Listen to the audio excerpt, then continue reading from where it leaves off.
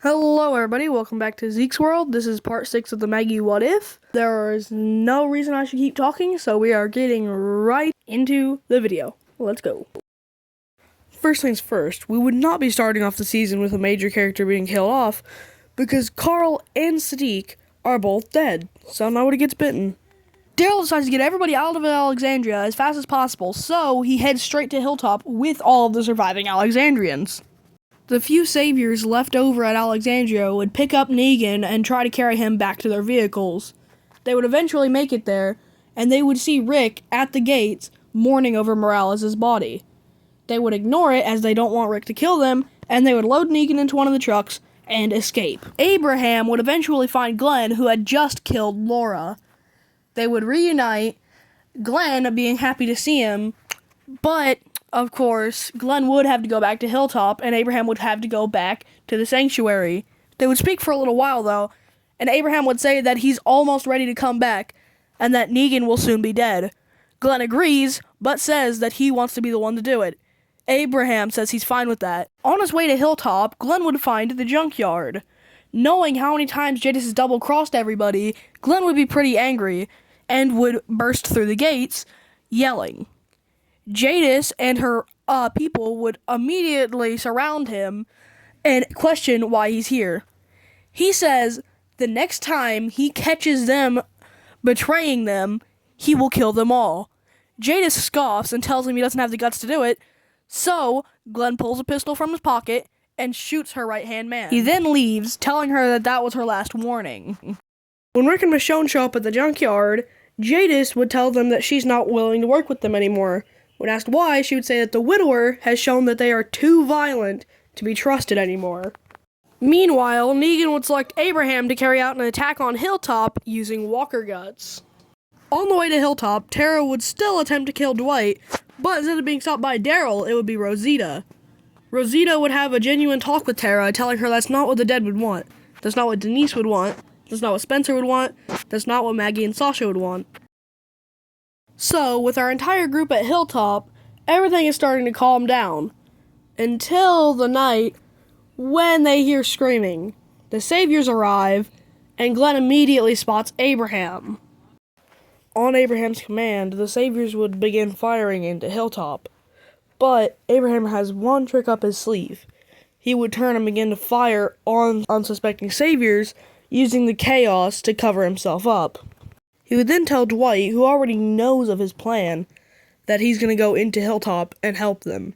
He tells Dwight to stay out just to be safe and not raise any suspicion, but he'll make sure that they don't shoot him. With that, Abraham sneaks in and makes sure to tell Rick exactly what's going on.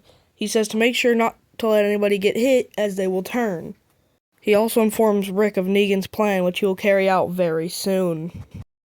Now, Hilltop would still suffer a few casualties, including Tara being hit in the arm, but in general, with Dwight and Abraham both on the inside helping, and everybody already being well informed of their plan due to Abraham, the group would suffer way less casualties, and most of the saviors would come up dead. But sadly, some of the saviors are able to free the others from the cage, and the few survivors and the prisoners all escape. Meanwhile, at Oceanside, Aaron would still be trying to convince the group to join them, and eventually they would come to a deal. Meanwhile, at Sanctuary, Negan would reveal to the saviors that Rick knows a false plan.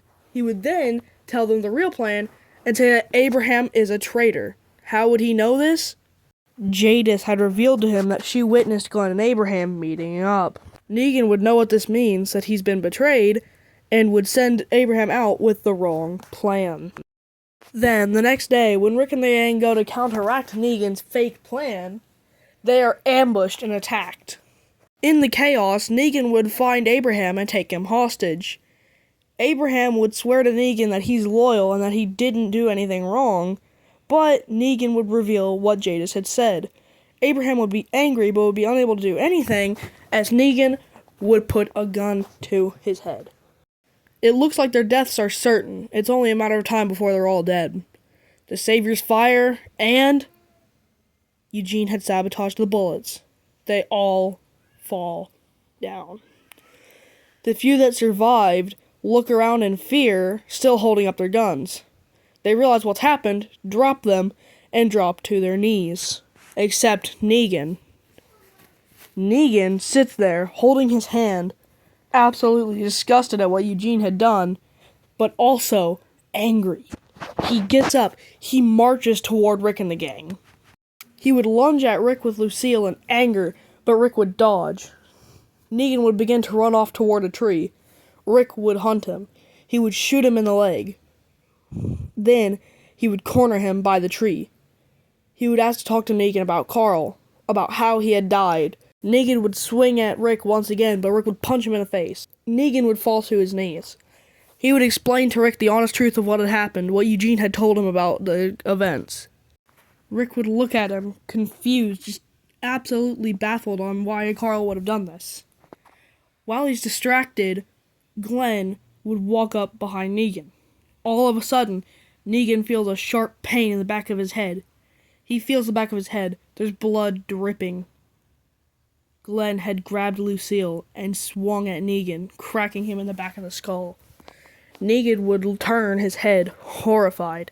Glenn would stand there with a bloodied Lucille, looking angry. He would say, "I'm just getting started," before cracking Negan on top of the skull again.